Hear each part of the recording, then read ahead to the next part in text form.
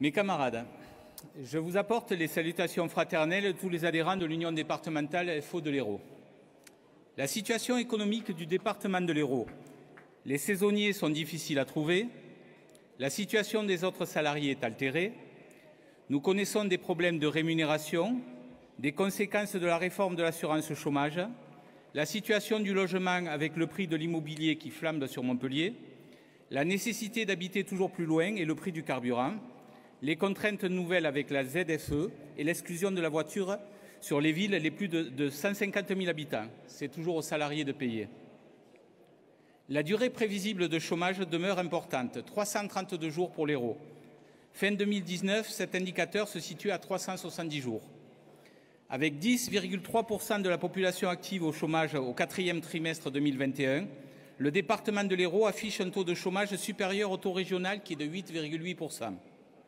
Ce taux est en recul de 0,8 points sur un an. Avant de s'inscrire à Pôle emploi, les demandeurs d'emploi déclarent un salaire moyen de référence brut de 2 100 €. Lorsqu'ils sont indemnisés au titre de l'assurance chômage, ils perçoivent une indemnité moyenne de 1 210 €.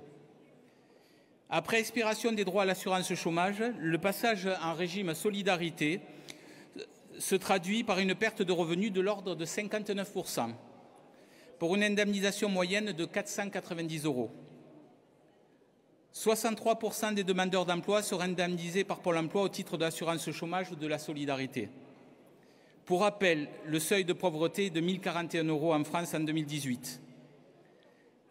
Dans l'Hérault, 19,7% des habitants vivent sous le seuil de la pauvreté. Nous connaissons de plus en plus de restructurations avec, pour exemple, dernièrement, Schneider Electric sur Montpellier.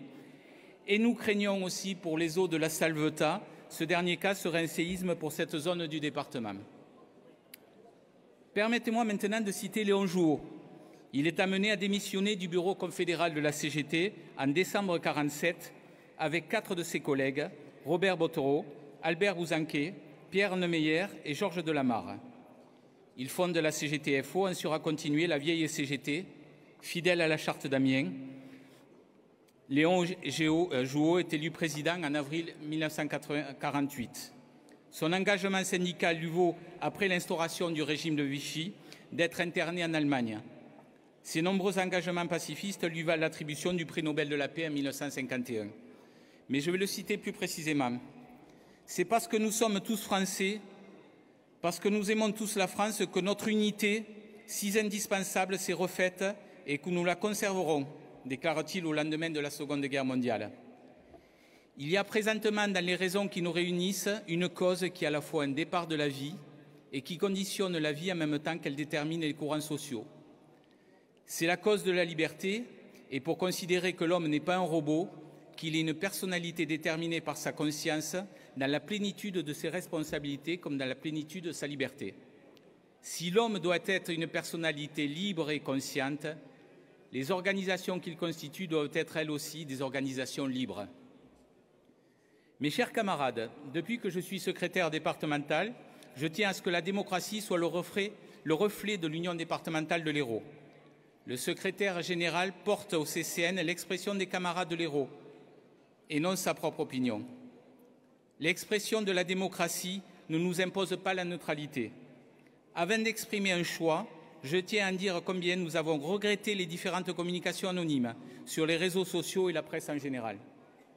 Nous croyons que notre organisation a surtout besoin de stabilité et d'un secrétaire général qui puisse assurer et mettre en application les résolutions portées par le Congrès ou les différents CCN. Tout d'abord, une remarque. S'il y a 2 candidats pour le prochain CCN, c'est parce qu'il n'y a pas eu d'accord entre eux.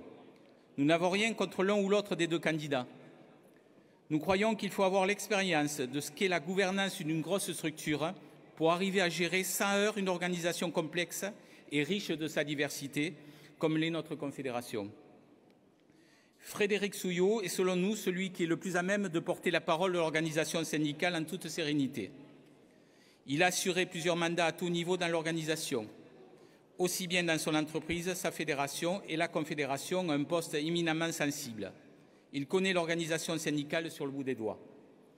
La CA de l'Union départementale s'est donc réunie le 11 mai 2022 et a décidé de soutenir la candidature de Frédéric Souillot au poste de secrétaire général de la Confédération. Et la voix de l'UD ira donc sur son nom et les candidats de la commission exécutive qui le soutiendront. Nous voterons bien sûr le rapport moral et le rapport de trésorerie. Merci à Yves pour son engagement et le travail qu'il a fourni toutes ces années pour notre organisation. Vraiment, merci.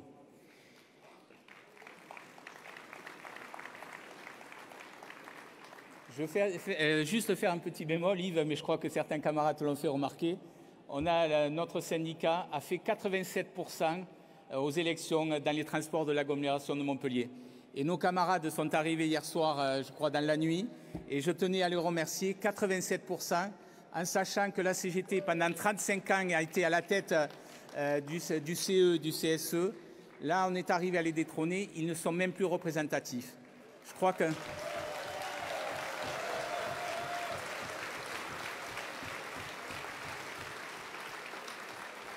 Je peux vous dire, ça fait rêver tout le monde et ça fait des jaloux. Vive la Confédération Force ouvrière, libre et indépendante. Merci mes camarades. Merci Franck.